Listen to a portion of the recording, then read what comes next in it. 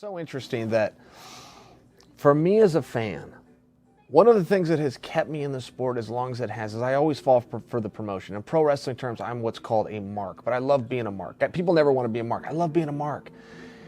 And it lets me have fun every single week. I buy into the promotion. I buy into the hype. I listen to the two guys go back and forth. I watch some of their training footage. Who's working harder than who? You start to build a story around it, and then you can go out and enjoy the contest. However, I will tell you something that's very interesting. This goes back to when Till fought Woodley. I was all on board for this, and Darren Till's this younger guy, and he's got this unique style, and it dawns on me right as they're walking to the ring. And I always thought Tyron was going to win that fight. I just thought we were going to see a really good, long, drawn-out fight. It dawns on me as Tyron is walking to the ring. Till's already in the ring.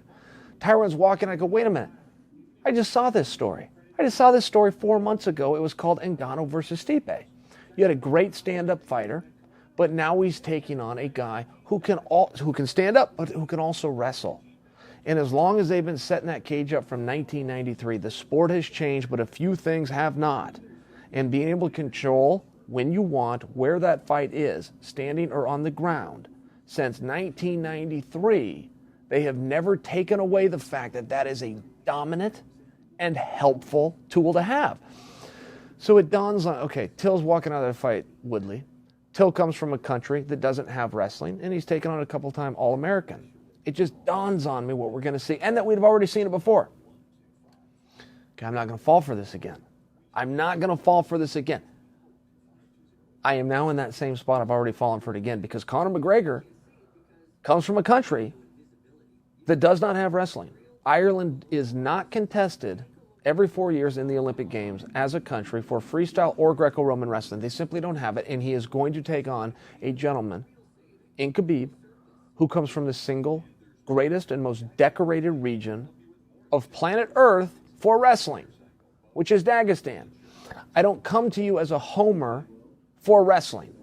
I am a homer for wrestling, and I do love wrestling, but I am coming to you impartial, and I'm just saying, no matter how many times we've seen this already this year, Ngannou versus Stipe, Till versus Woodley, no matter how many times we have seen this same story, we tend to be drawn back in, and I'm guilty of it too. Because as I tell you this, and as I'm confronted with the evidence that I just saw on Saturday night in Dallas, I still come to you believing Conor can win this fight. And I find myself going back to the same arguments that got made for Till and they got made for Ngannou, and they're two examples where we said, man, we got sold a bill of goods here. But you do look at the precision of Conor. You do look at the speed of Conor, the ability to control the distance that Conor has, the southpaw, which creates a problem for everybody, all things favoring Conor. You're still left with the narrative that you have a guy that comes from a country that does not contest the sport of wrestling versus a guy who comes from the most contested region on earth for the sport of wrestling. Same story. But the narrative just continues, and I can't get around it either. I can't beat it either. I also think that Khabib can beat Conor. I think Khabib can go out and can be the Stipe, or he could be the Tyron Woodley. I think that can happen, but I'm not ready to write Conor off. I'm just not.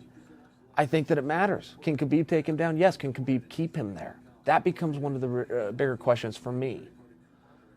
I think it's amazing how Conor can get off the bottom. And if you need any evidence, just go see the Chad Mendes fight.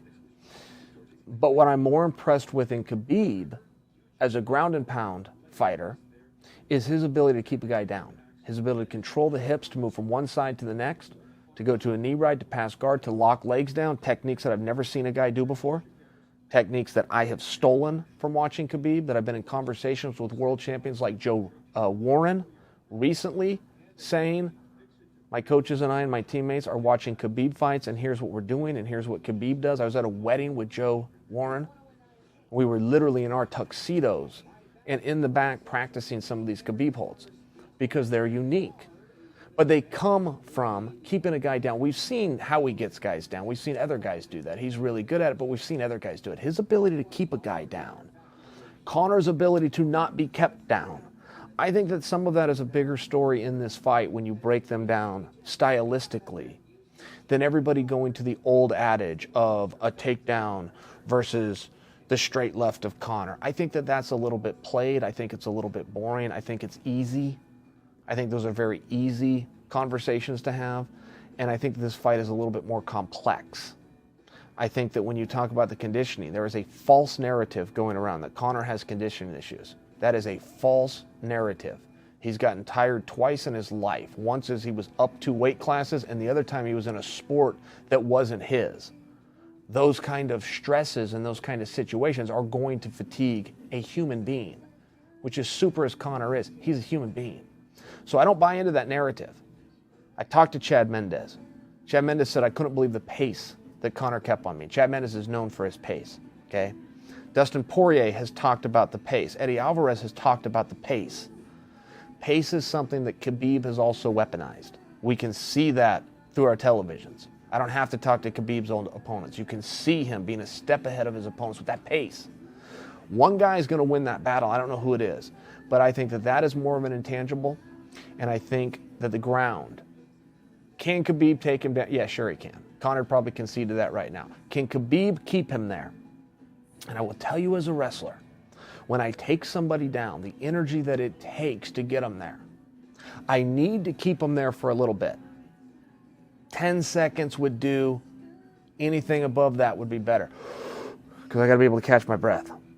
The wrestlers who you've seen break in the past, who you've seen fatigue and be exhausted, were able to go out and execute their wrestling. They were able to get the takedown, but they weren't able to keep it. You have to keep it for a moment to recharge your batter. We've seen Carlos Condit by example, who's the best. I've never seen anybody in this sport as good at getting up off the bottom as Carlos Condit, but we have seen him break guys defensively from standing up after they took him down. We've seen them take him down again, and he stands up again. We've seen them take him down again. He stands up again, and now they're exhausted. It is an ultimate time to rope-a-dope a guy, and that's a weakness. And I share that with you as a guy who likes to use that skill set too, but I am aware of the kryptonite in it. And I think that those are stronger talking points than this whole left hand of Conor and this single leg of Khabib. I just think that that's a naive and a little bit of a dull analysis for what we're going to see.